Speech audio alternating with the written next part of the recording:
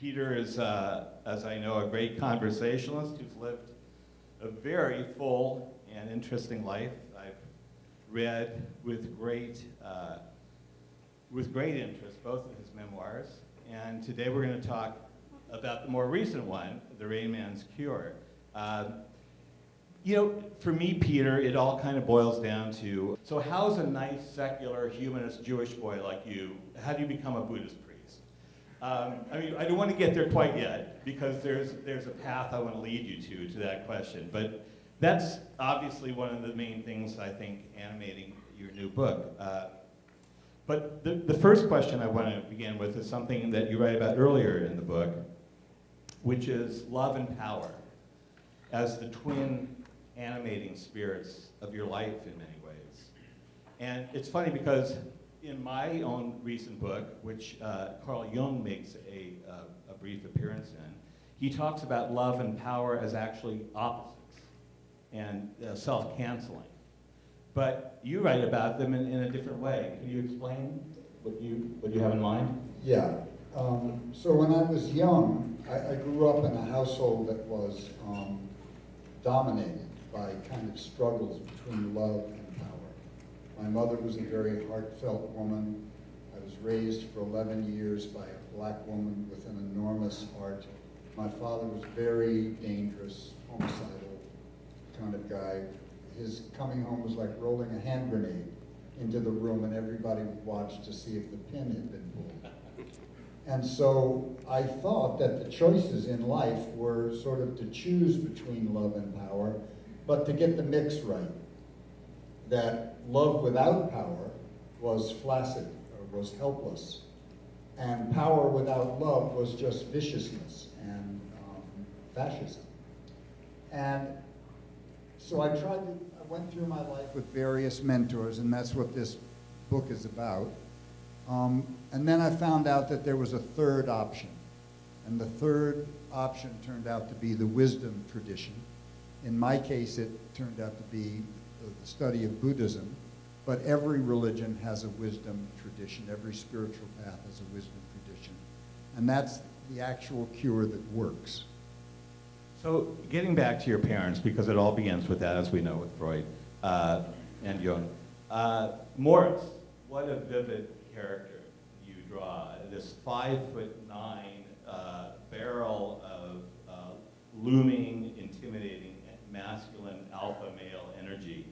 As you say, it was like this hand grenade in the middle of your house. From a wealthy Sephardic Jewish family, very dynamic character, very good at business until the end, I guess, at many different things. And then your mother, Ruth, very different from an Eastern European Jewish family. Her father, a very modest guy, ran a small soda and fountain and candy store in the Bronx. 3-seat soda fountain. So you are the product of this very contradictory couple. And in fact, you're caught up in this turmoil. Your dad is trying to make you some kind of image of himself. He's a Greco-Roman wrestler, he's a boxer, and at the age of 6, he's knocking you out. He puts the boxing gloves on you and you go at it. In kind of terror from this, intimidating man, you come to your mother at one point and you say, help me, basically. I don't even like this guy. I don't want to play with him anymore. He's scary. And she says, no, oh my God, no, don't tell him this. You can't tell him this. It will kill your father if you tell him this.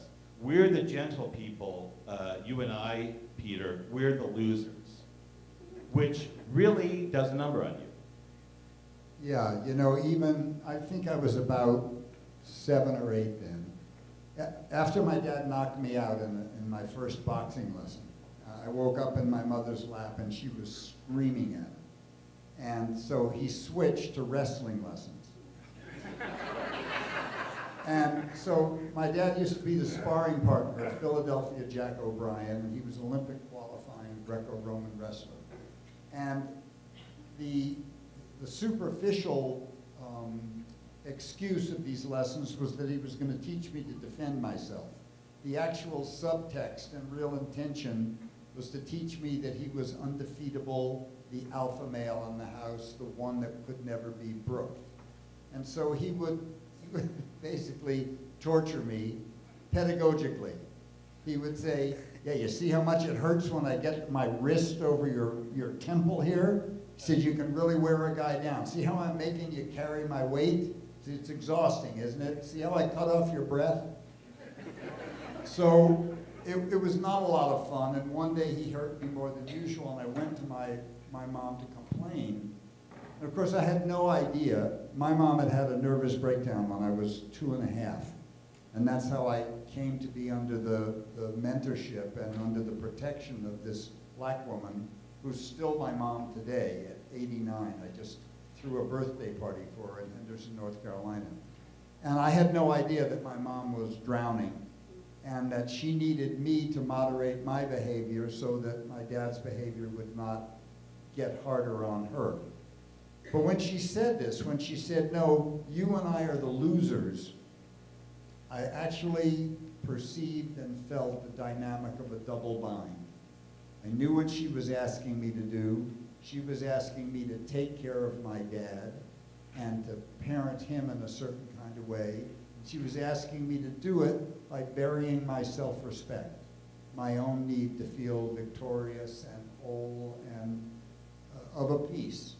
And I remember being so angry and inarticulate, I couldn't express it at the time, that I took this very deep vow not to play. I didn't even know what it meant at the time, but I knew that losing was so humiliating to me and so painful, and that if winning meant doing that to somebody else, I didn't want to do that either. And I just never understood that I would grow up. I don't know how to play baseball. I don't know how to play football. I don't know how to play basketball. All of my pursuits were solitary. And the problem with it is that I missed a huge convivial part of the culture of men. Men who are able to lose and dust it off and go back into the fray. And that's kind of like a blind spot I have. I'm a person who's never forgotten an insult. A person who's never forgotten anyone who's done me badly.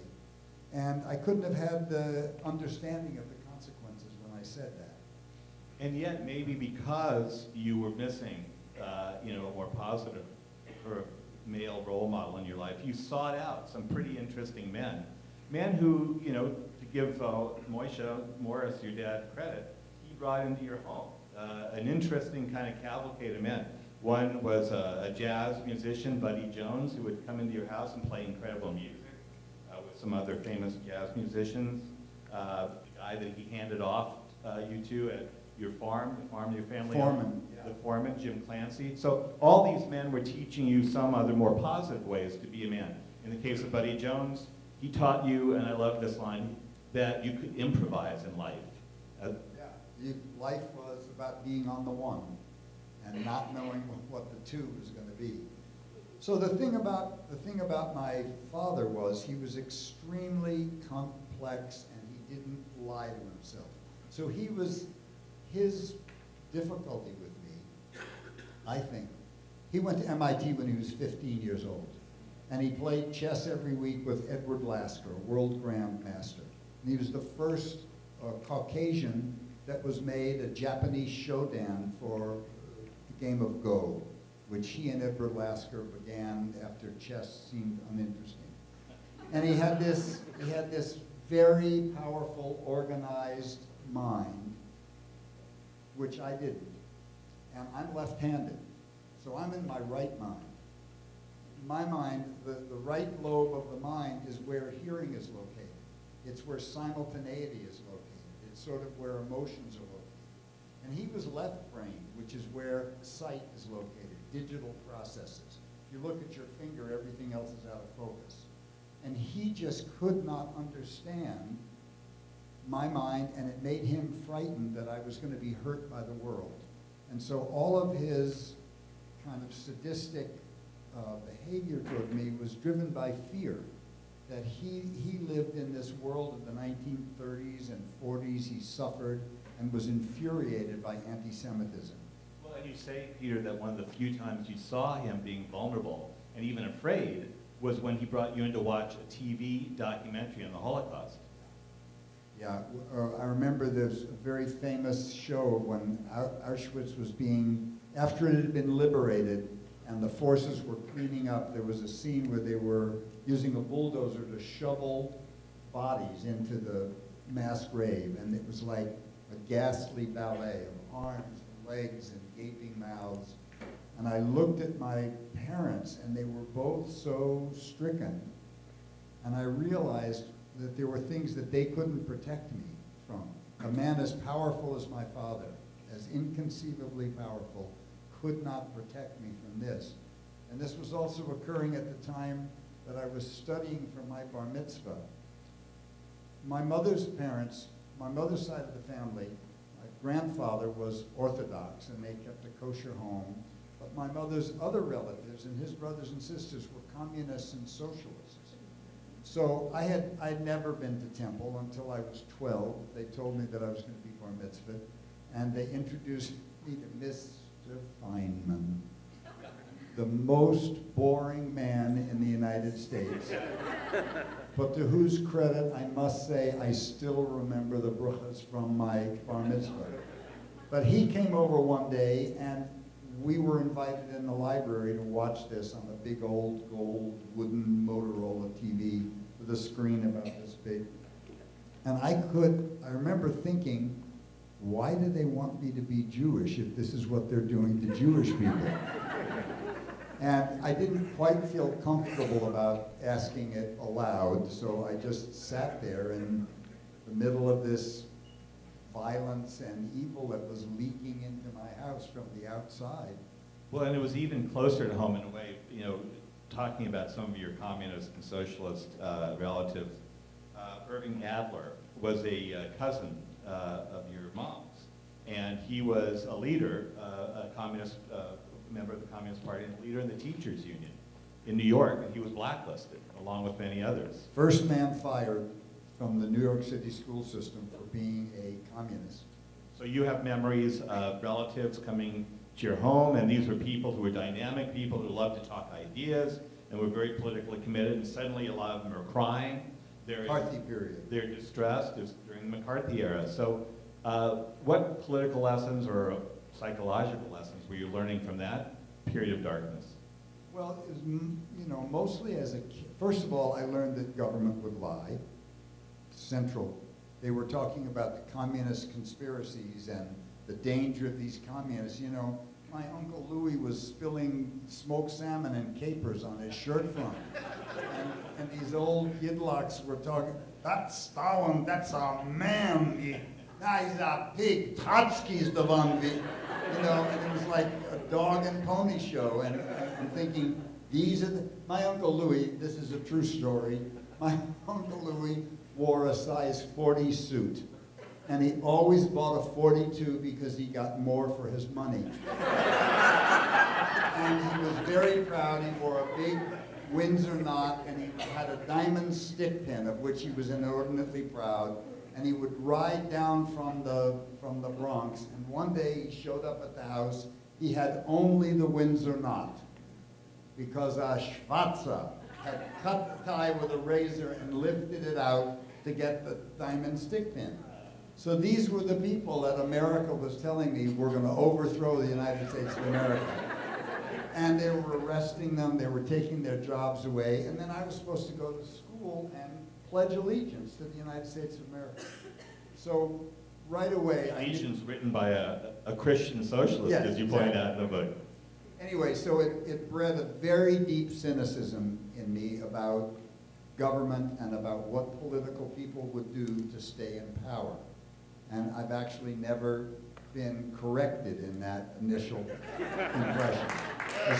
Especially watching the seven dwarfs running for president on the Republican side. Your childhood home was also an ongoing lesson in racial justice or injustice, or racial realities in America. You say when your mother did go through this extended depression where she was all but functioning, not functioning, that this woman who worked for your family, Sue Howard, really did become your mother. And there was great light around her. And you write about it with, so vividly. her friends, her relatives would come over, and this was, you know, this introduction for you as a young boy to Black America, and to the music and their politics and the issues that they were dealing with. And the fearlessness to experience joy. So my mom was like a ghost, and my dad was not about to slow down the making of money or his career, and he had these 2 children, and had a housekeeper. So his sister had met this young 17-year-old black girl in a store. She'd been fired from the Army that day because they found out her real age. She'd been sewing clothing for the Army. And she came to work for, my aunt saw her correcting her landlady, who was yelling at her child who was misbehaving. And Sue said to her, "Hey, you don't tell your children shut up. If you want correct behavior, you have to model it." And my aunt was blown away by this, and she walked up to her. I can't imagine this happening today. And she put both her hands on her shoulders, and she said, do you have a job? And Sue said, "No, but I'm looking for one." So she went to work for my aunt, taking care of her 2 children, and they became very, very close. And at a certain point, my aunt said, "Listen, I can never pay you enough for you to get ahead. My brother's in real trouble.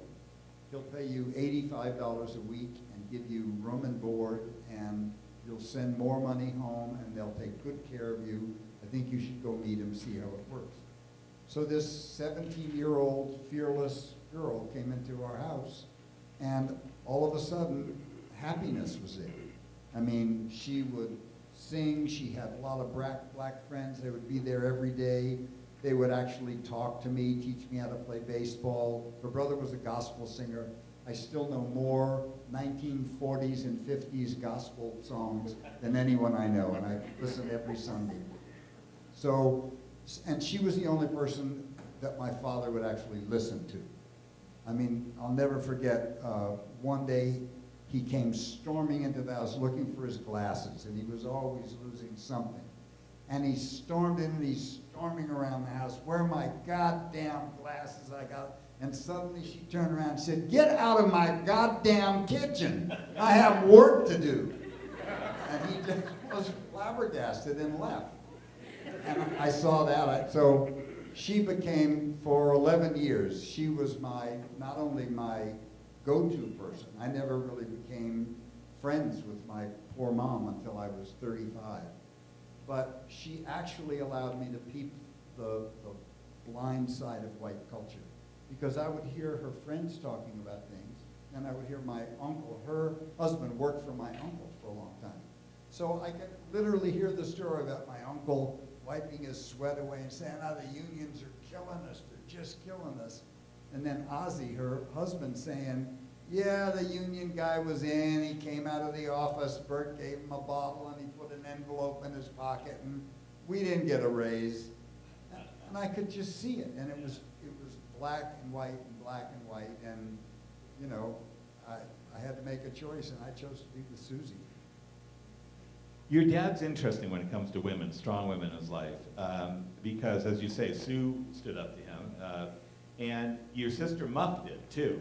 You tell a great story about that as well. And talk a little bit more about your sister, because she, in a way, kind of disappears in the book, but it seems like a very interesting character in her own right, and you were close, and later went on to hang out in the folky scene in Martha's Vineyard and in New York, and she married a folk singer. But anyway, there's this one time when she got on the wrong side of your dad. And if you'd gotten on the wrong side of your dad, there could have been blood. But tell what happened with your sister Muff. Yeah, my sister is the person that I would most like to have been in this life. She's just innately spiritually correct. She doesn't have a spiritual word in her vocabulary. She's just, one day she realized that there were 2 kids in her town that could no longer afford to buy property in the town they grew up in because it had become yuppified and grown up. And she said to me, "I think I'd rather have good neighbors than money." So she sold them a lot each at half market value on either side of them. And now they look in on her. She's, 75, and they clean her driveway. And she's just like that, intuitively. Used to read to a kid in juvenile home, and finally said to the woman, you know, maybe I'll take him on as a foster parent. And the woman said, oh, Liz, I'm sure you've got better things to do. And she said, actually, no, I don't. But when she was little, she was much braver than I was. And she was just ferocious and fearless. And one day she gave my dad some lip, and he just grabbed her and snatched her up to face level. And he said, I could knock your block right off. And she said, go ahead, hit me, I'll sue you. And of course, he just cracked up laughing and tousled her hair. But if I were to put up, you know, the slightest bit of resistance or the slightest bit of snippiness, he would break a chair over the kitchen table, or his favorite threat was to threaten to break my legs and send me to reform school. And I wasn't sure what reform school was.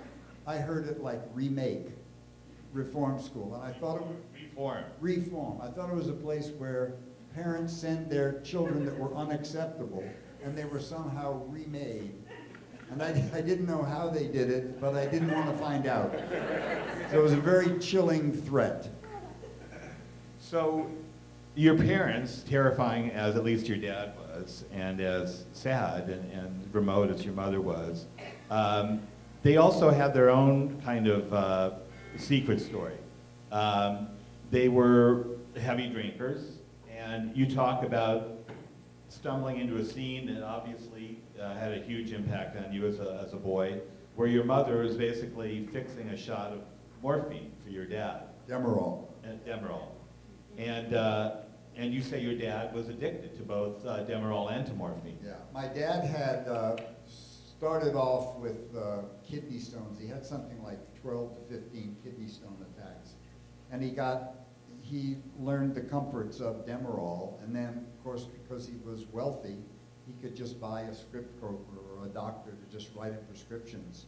And yeah, he was addicted probably for the last 20 years that I knew him. And sometimes I would come downstairs and I would find him passed out between the door of the refrigerator and the refrigerator, sort of holding on, where he'd gotten too high and he was looking for some food, cut it. And then one night, I was about 18, I was helping him upstairs. I put his arm around my shoulder, and we walked upstairs. We were walking down this hallway, and he slept often in a room to the left of the hallway. And there was a hall light behind us, and as we approached the wall where we had to turn, it threw our two shadows onto the wall in front of us. And just like a cat, my father drove his fist right through the wall. He just saw them as adversaries and didn't even blink. Just bam, and stumbled off. Yeah, it's complicated. I mean, you've written, Peter, about your own issues with heroin, which you finally kicked when you were, I think, 34. Yeah, that sounds right. Although if I live to 90, I'm going to get it back again.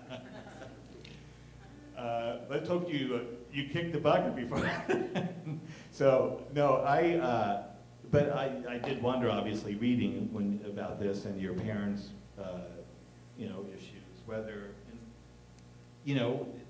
in some way, did it freak you out? Did you, when you were starting to get into heroin, have flashbacks about your dad and the kind of condition you saw him in? No. It would have been instructive and maybe prohibitive if I had.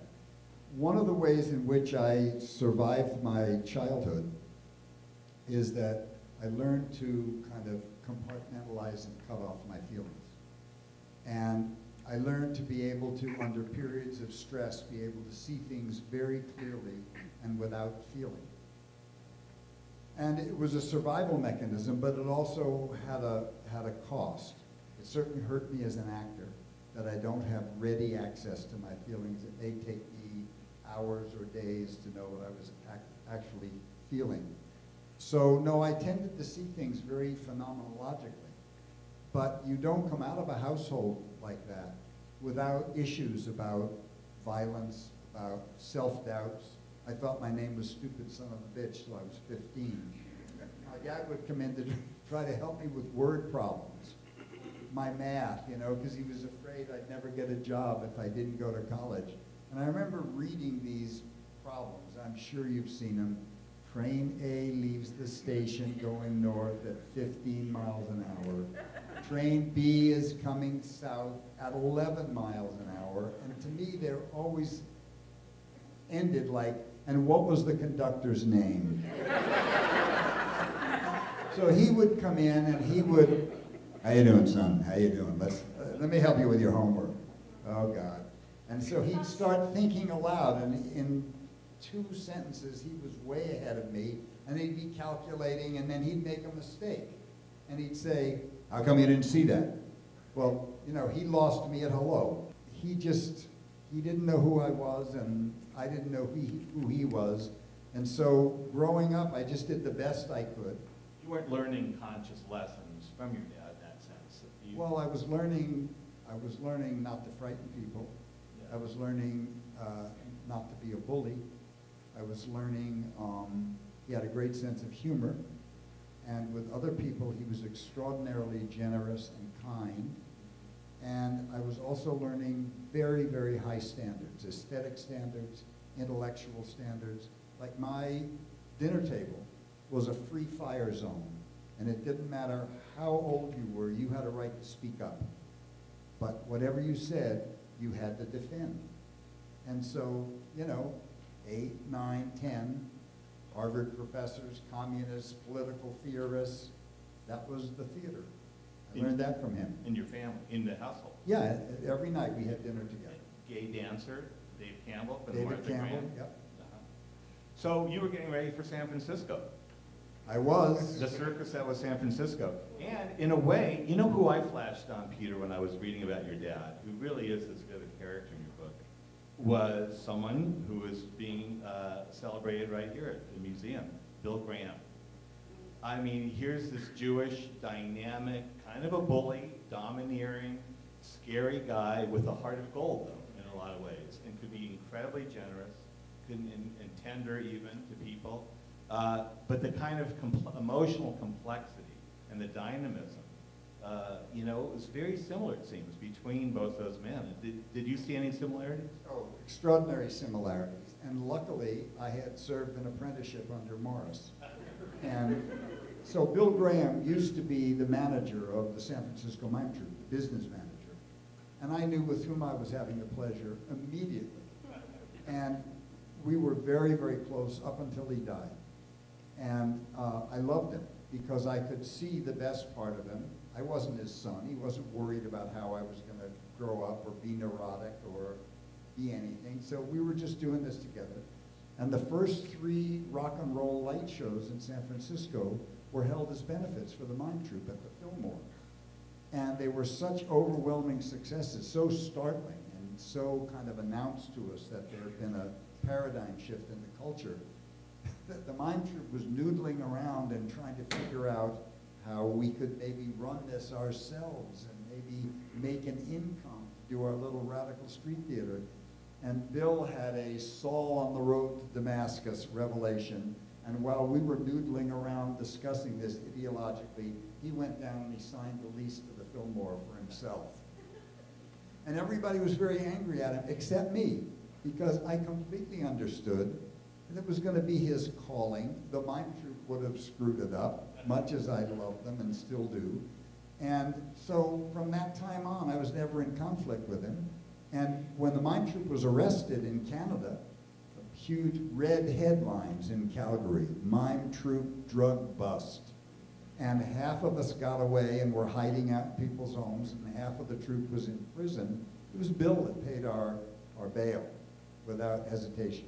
And I have my own Bill Graham story. As a kid, coming up from Santa Cruz, where I was banana slug going to school in the late 60s, early 70s, standing in line, waiting to get into one of the shows, either at Winterland or Fillmore. It was a little hazy in my mind that day.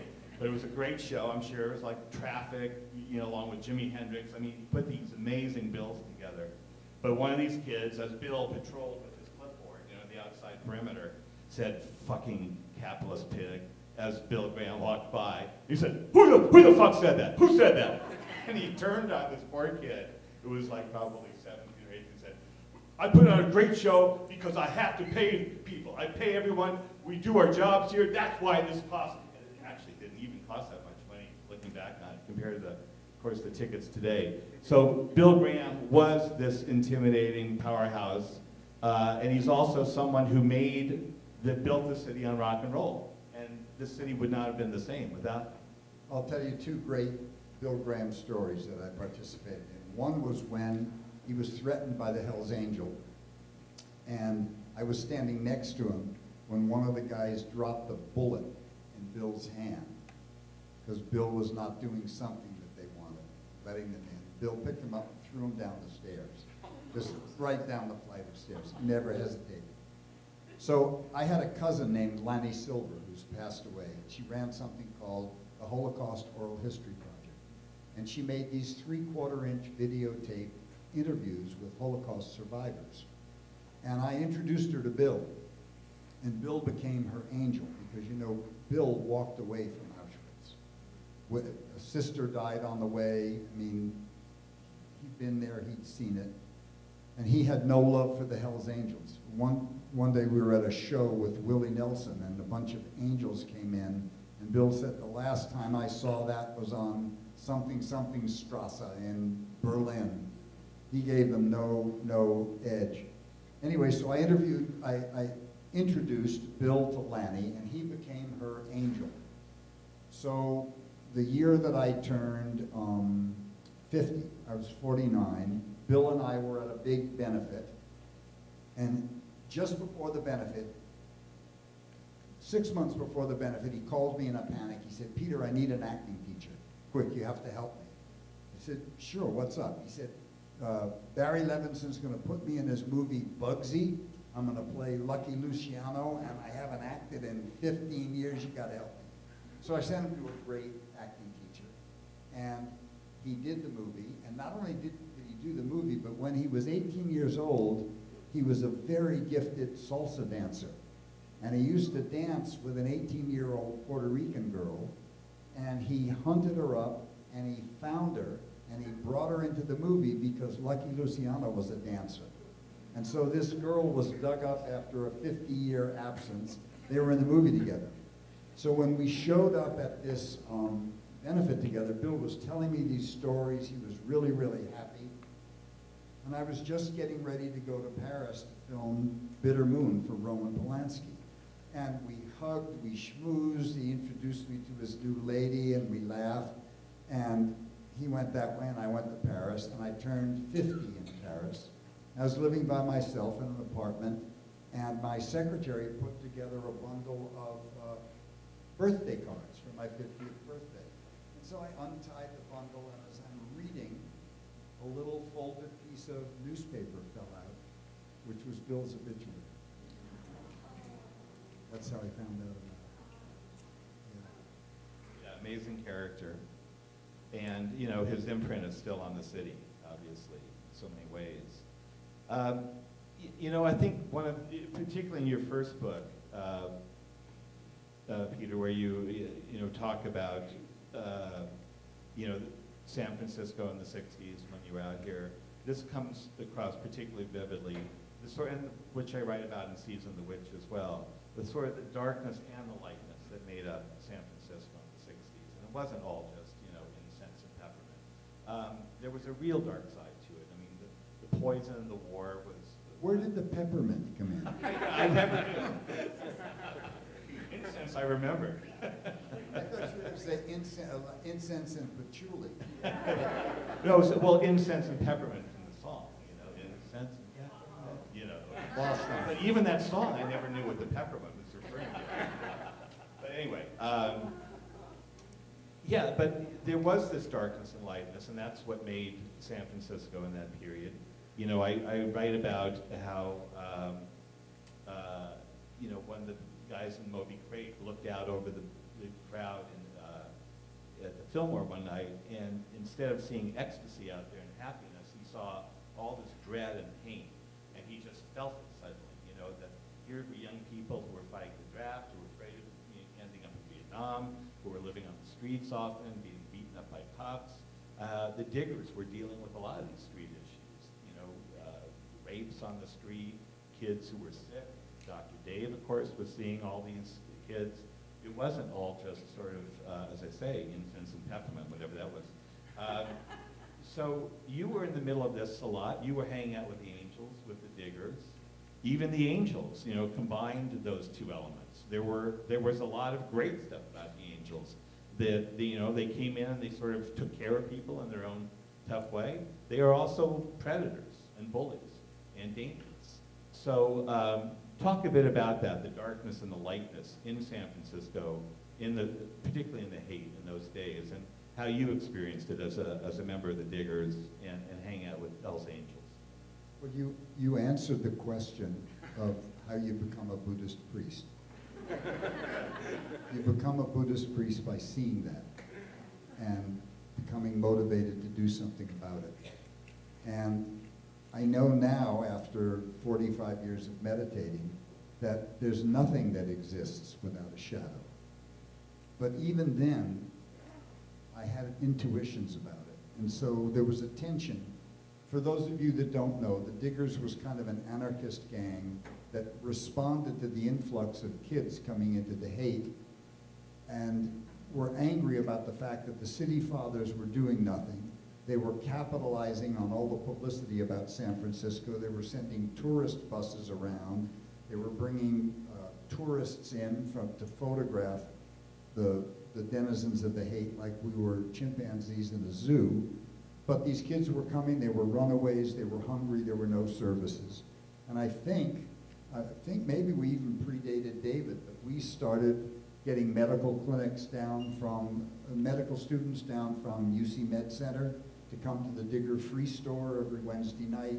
We were feeding 600 people a day just to prove that you could do it and to challenge people to say, we want you to imagine a world that you'd like to live in and then make it real by acting it out. But there was this whole other side to the hate that used to make me homicidal, which was the kind of merchants who were always smoking the best dope and they had the best gauze and the best hash pipes, and it was just, they had their father's 18 inches of counter, but they were just no longer selling toasters. They were selling Indian love beads and this and that. And so was one of the founders of the Diggers, Ron Thalen, who started the psychedelic shop. But he realized the contradiction and gave everything away. So there was this shadow. You know, when Alioto was elected mayor, a body turned up outside of Tracy's Donut Shop. Kilos of weed shrunk down to the size of a pound. There were all these guys in black suits and white ties that were showing up. I'm not saying because of Alioto, but it was like a seismic shift in the time. It was colder, it was harder, and the Diggers tried to embrace that shadow and answer it. And a lot of people thought that they could build a world without a shadow. And I think, in retrospect, the counterculture kind of marginalized us because there were a lot of people who were not being bandaged where they were wounded. And they might have agreed with us about the economics, or they might have agreed with us about the civil liberties or social issues, but they might not want their children hanging around with feral, nude people who smoke dope and, you know, were completely promiscuous. And our adherence to this lifestyle, as if we could create a little island that Americans would jump over to when the country collapsed, was actually not thought through very well and had some negative capacity to it. Although that thinking about, I in school in Santa Cruz, I lived in a lesbian socialist commune where a few men were allowed in. And I think even that wave, which was early 70s, was learning from some of the earlier waves of communal living and going, you know, the women were basically establishing the rules in those houses. And they were more civilized, you know, than it's sort of the predatory and more anarchic communal situations maybe in the city a few years earlier. But it was evolving, and you were evolving, and some of you decided to get out of the city, in fact, go up to Olima, some of the Diggers and your group, as early as what, 68? 69. 69. Well, basically, we had, you know, the Diggers did everything anonymously and without money. feeling that if you weren't getting rich and famous of what you were doing, you probably meant it.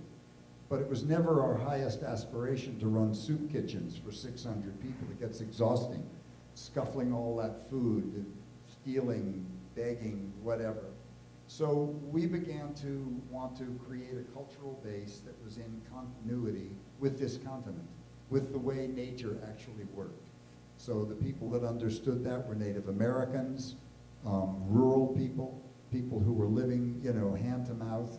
And so we began living, we had been living communally in the city because it was cheap, and then we began to replicate communes in the city. And we actually had, the diggers expanded, we kind of merged with other groups, the Up Against the Wall motherfuckers from New York, the Free Bakery, this one, that one.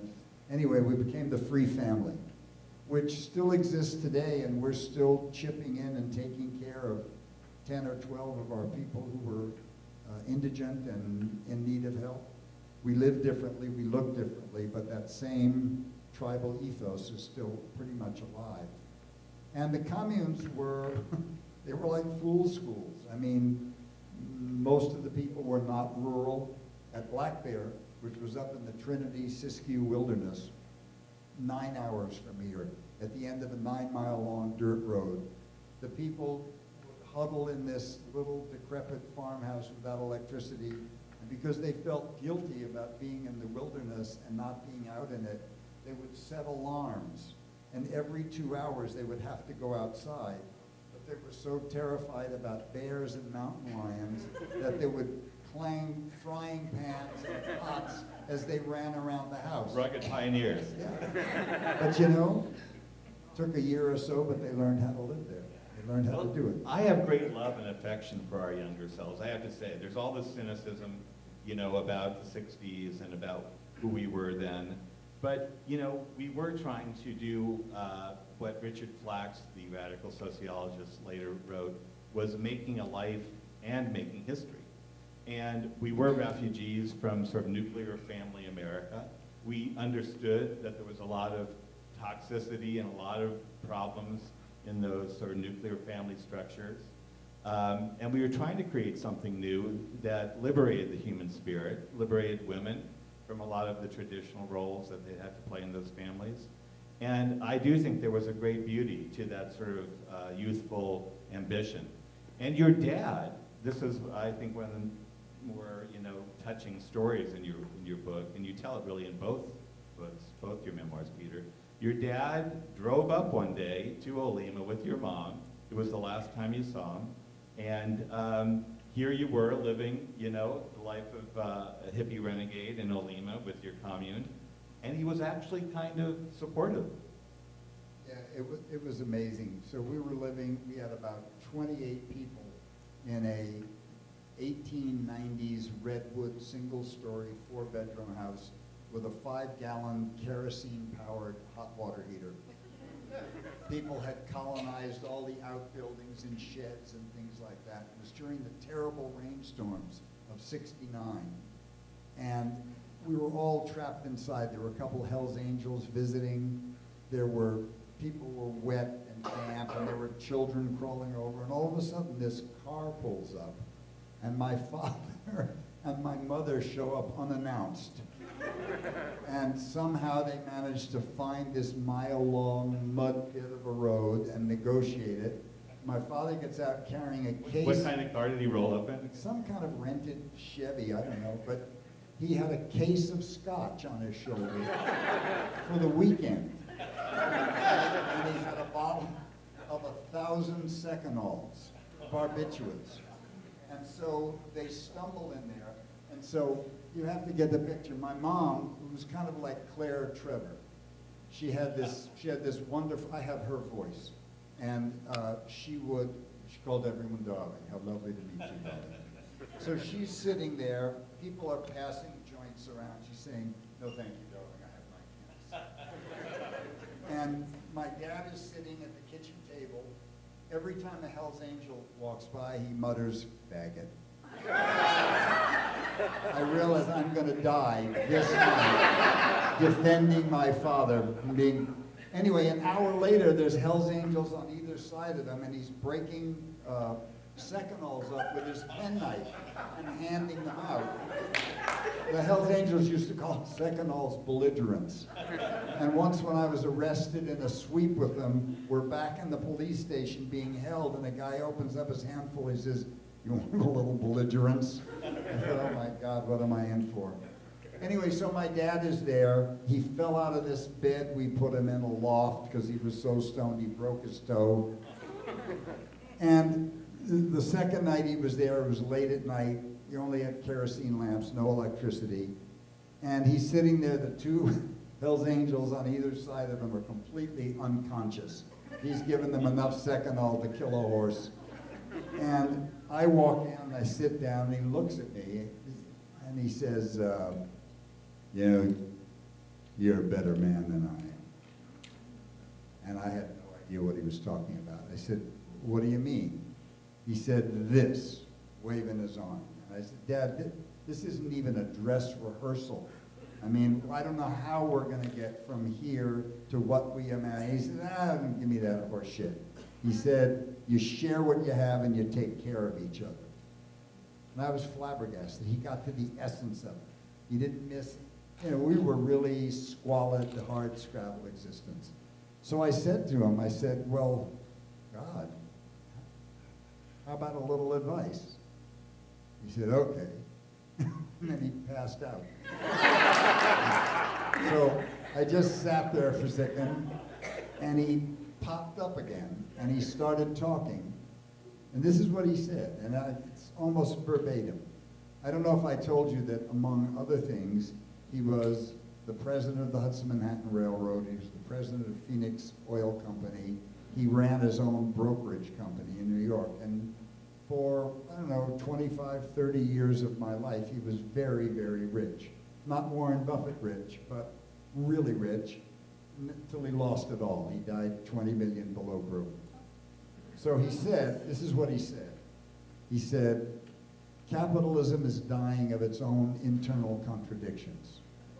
And I ought to know I'm one of them. And I'll tell you that the sons of bitches running it don't give a shit about you or your children or your grandchildren or their own. They've paid their dues, and they're going to sell off everything that's not nailed down to get their share. He said there are huge historical forces at work. Don't let them crush you. Keep your head down. You think this revolution is going to take 5 years? It's going to take 50. Take care of your wife, take care of your kids, take care of your friends, and hang in for the long haul. Those were essentially my last words.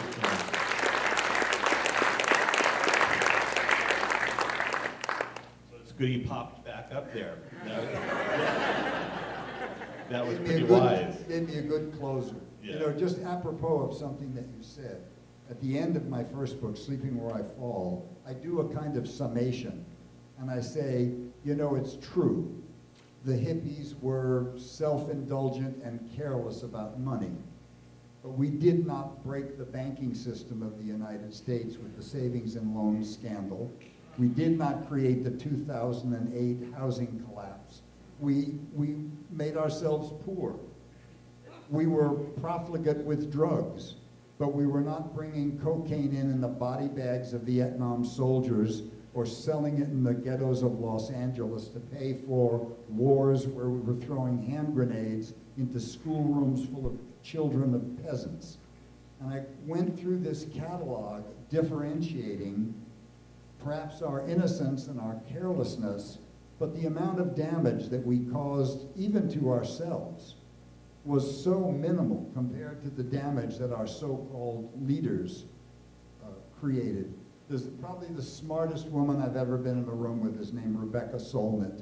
She's a local writer, and she wrote a book called Creating Paradise in the Gates of Hell. And she starts with the San Francisco earthquake and begins by pointing out that more people were executed by the army. I think it's A Paradise Made from Hell. Oh, Paradise Made from Hell. More people were executed by the army during the earthquake than killed in the earthquake. And the dynamic she takes all the way up to Katrina in Los Angeles is how left to their own devices, People will create anarchic institutions. They'll start feeding. They'll create daycare. They'll create health centers. They'll do it all themselves. And then what happens is you get something she calls elite shock, where the elites realize everything's running just fine without them. So they go in and they break up all these institutions and they buy all these FEMA trailers and they set them up so that people can die of formaldehyde poisoning. So really, we were the anarchic examples, and we were creating crude institutions of self-care and self-help and doing it just fine. And quite frankly, if I could have gotten medical care for myself and my children and education for my children, I'd still be doing it.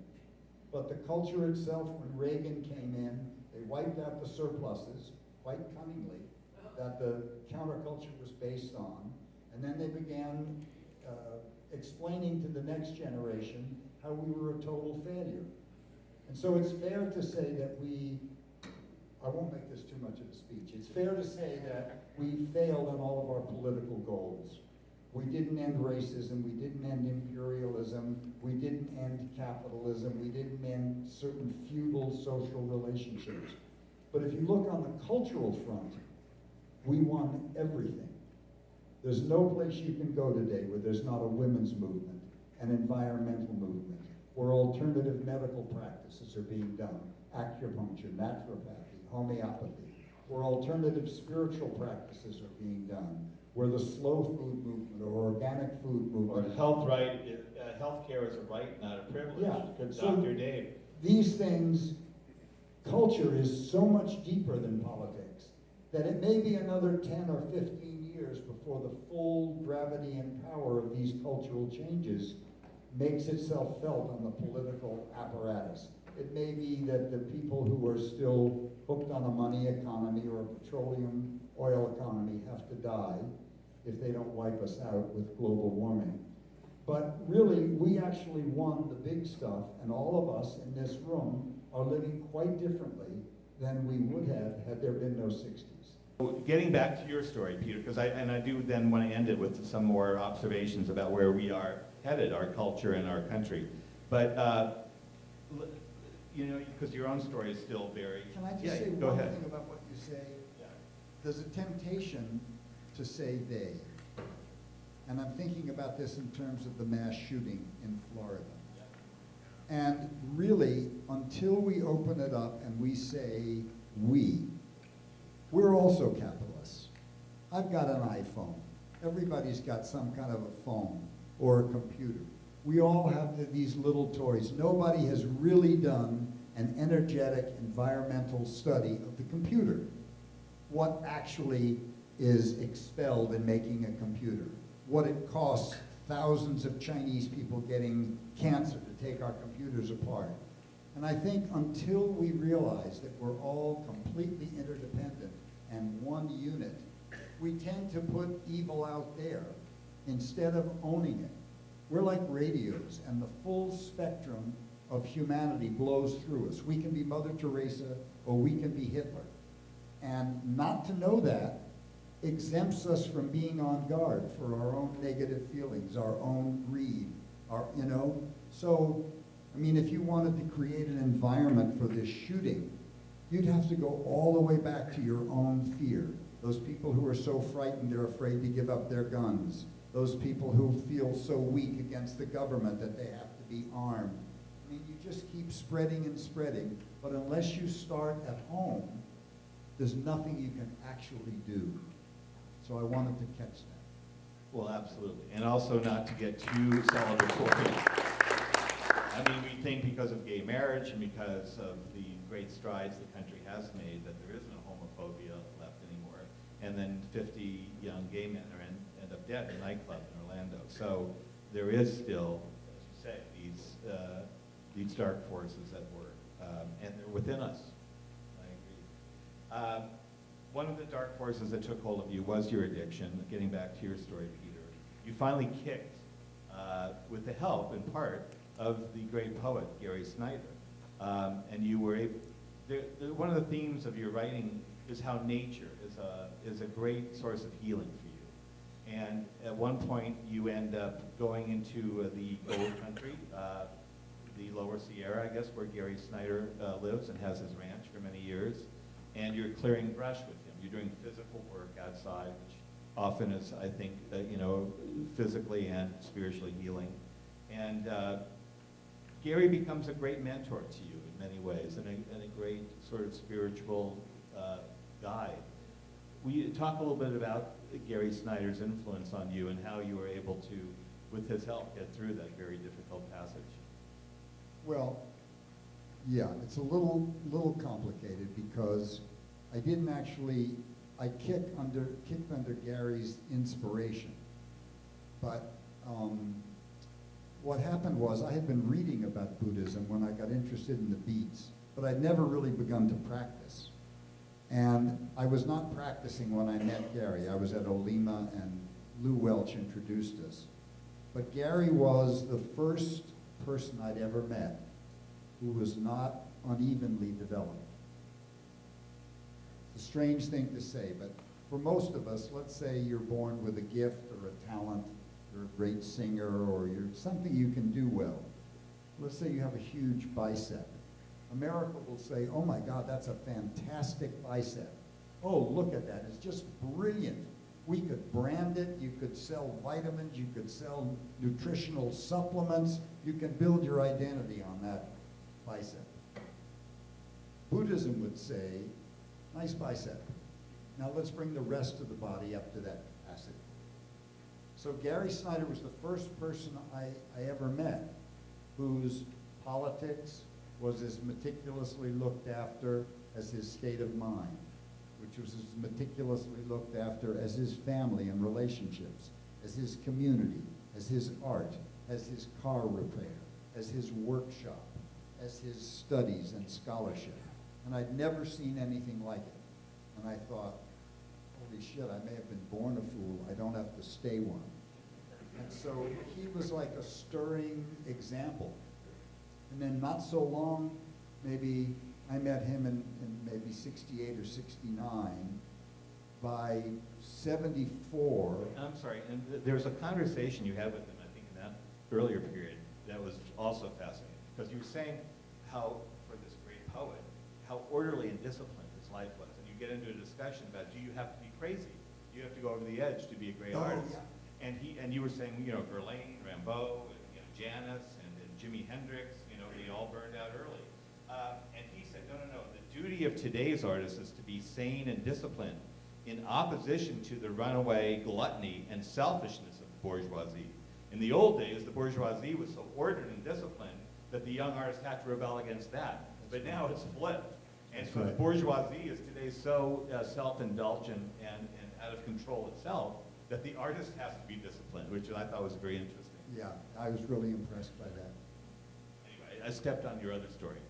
You were going to talk about later. You met with Gary and in '74, I think. Oh well, when I came back to San Francisco, something happened. Somebody OD'd. I was there. I was a single father. I realized it could have been me. My daughter would have been a ward to the state. And we had a doctor friend named Felix Lenneman, a wonderful guy, and he gave me enough drugs to kind of kick the physical addiction. But I knew that, I had a pit bull inside that I'd been feeding gobbets of my own body to for years. So I started living at Zen Center and undertook a course of psychotherapy, really did both. I never quit Buddhism, but I worked with psychiatrists for a long time. And I joke that it took me 2 books to come to terms with Morris. So there were issues that took a long time to work out. And your mother was actually, walk in the woods either in some ways. As you're getting your life together, you tell this great story. Oh yeah. You're on the phone with you saying, Mom, I've met this woman, I'm in love, it's great, I've been doing well with my daughter, I got this job, and I'm getting my life together, I've gotten through my addiction problem. She goes, oh darling, those things are all so superficial. She had been too badly burned. I mean, she didn't find out that she was broke until people were tugging her over my father's coffin, saying, Ruthie, we want our money. and she went from being a lady of means with 3 homes to a lady living in a little apartment on the wrong side of the tracks doing the crossword puzzle in ink. So she was not going to really accept this flush of enthusiasm from this untested boy. But she had her own kind of wackiness, which was great. She worshipped Sigmund Freud. She had everybody in the family in therapy except herself. But she was so kind of unconscious. For instance, one night I was getting ready to go out and my shirt was misbuttoned. My mom was very flirtatious with me. Nothing could make an adolescent boy more uneasy than his mother flirting with him. So she said, "Oh, darling, let me fix your shirt." She comes in and she's fixing my shirt, and she says, "Oh, I'll be buttoning your fly at your wedding." Freud would have a field day with that one. So there was a lot of, I'd catch her in a lie. She'd tell me a lie, and I'd get angry, and she'd go, "Paging Dr. Freud," as if any anger at a parent were edible. Anyway, it was complicated. So Gravity, how much more time do we have before we open it up? Okay, maybe a few more minutes. I do want to get into your acting career a little bit before we turn it over to the crowd. I know that world well. My dad was an actor. I grew up in Hollywood, and it's interesting that it took you to the age of 37 before you really made the complete leap into that world, Peter. But I'm wondering, in some ways, did that save you from going completely Hollywood? You'd lived a life by then. You gained a certain amount of wisdom. You were not a kid any longer. How do you think your career as an actor was shaped by the fact that you did enter the field relatively late? Well, I think it saved, I think 2 things saved me. One is that I was not inordinately talented. I was a good actor, but I was not superlatively gifted. And the other was I never really wanted to be an actor. I just needed to make some money. My dad had died, I was broke, I had a child, I had to do something, and I'd been an actor. And I had had this big success working for Jerry Brown, where it became apparent that through my years in the counterculture, I'd learned how to talk to all kinds of people. So you were the chairman of the California Arts Council? Yeah, I was the chairman for 4 years, but I was a member for 8, and I really won over all my enemies. I mean, at the last Finance Committee hearing, there were 3 right-wing Republicans that ran the Senate Finance Committee that I've been fighting with for 8 years. And at my last testimony, they were sitting up there like, Mount Rushmore, looking down at me. And just before they gavelled in the meeting, they all reached under the table and put out hippie headbands and put them on. And it was actually a very touching thing. They were saying, like, you did good. So I realized I didn't have to stay in the counterculture. I could try the big board. And for an actor, the big board is the movies. So I said I'd give myself 5 years, and if it didn't work, I wouldn't die with the what ifs. And I got lucky. I was just at an age and at a time where the leading ladies of the time wanted to be seen with older men. And they were approaching that uncertain chasm just before they're dumped over a cliff by Hollywood, and they hire younger, cheaper girls. So that got me in the door, and then I aged out very quickly. The movies that I did lead roles in here didn't make a lot of money in America. And the movies... What do you think, what role are you proudest of? Oh, there's a couple. There's a movie called A Man in Love, which put me on the cover of every magazine in Europe, and I'm still living on that over there. That's my E.T. over here, when they put parentheses. But both people who saw it in America thought it was great. And then Bitter Moon, Roman Polanski movie. A lot of movies that I'm pretty proud of. I mean, I did over 150, and there's about a dozen. Why do you think you resonated more with the European audience? Well, what they said was, what a publicist I hired once said to me, he said, well, people can't figure out if you're a good guy or a bad guy, and they like to be clear. And the Europeans know they're both. So I think they felt more comfortable with me. And I don't know. You know, I had a great run as an actor. I got just famous enough to get into any restaurant or meet anyone I wanted to, and I was overpaid for a long time, and I got my kids through school debt-free. But once Sleeping Where I Fall came out, it's like I really didn't care if I did another film. At the end of the book, it's very touching for me as a man of a certain age, how you come to some form of wisdom yourself, and you're sharing that. One of the most touching things I think you write is you come to this conclusion after your own brush with mortality. You developed hepatitis C from your earlier drug use. You had some fairly serious health issues that you had to resolve. You knew you were getting older.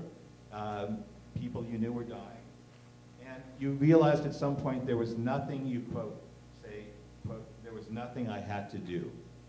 That's a very interesting moment to get to in one's life. A life that's really been driven by ambition and goals in many ways all along, and particularly seeing your dad, how driven he was by accumulating things. And what did it take you to get to that place in your life where you could say, there was nothing I had to do? 2 books. You know, by the way, I want to thank the audience. No one chortled or laughed when David talked about my 2 memoirs. Because it's hard to think of anything cheesier than an actor writing 2 memoirs.